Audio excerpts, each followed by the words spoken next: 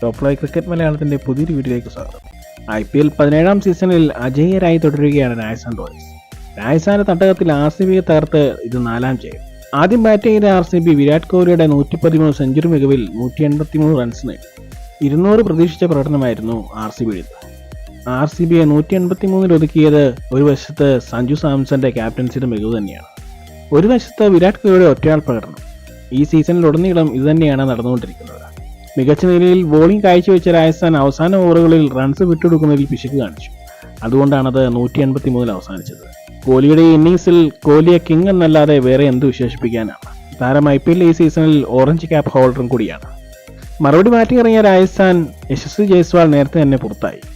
India England test പരമ്പരയിൽ മികച്ച പ്രകടനം നടത്തി തിരിച്ചു വന്ന താരം ഫ്ലോപ്പാണ്.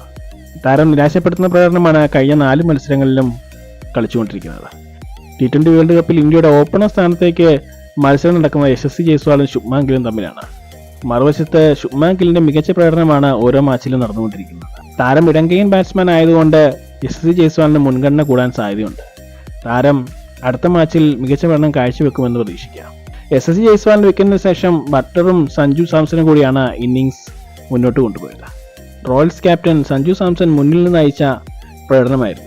69 റൺസ് നേടിയ താരം അനാവശ്യ ഷോട്ടുകളൊന്നും കളിക്കാതെ പതിയെ തന്റെ ഇന്നിംഗ്സ് ബിൽഡ് ചെയ്യുകയായിരുന്നു. ആദ്യത്തെ 17 പന്തിൽ താരം 22 റൺസ് നേടി. പിന്നെയുള്ള 23 പന്തിലാണ് താരം 46 റൺസ് നേടിയത്.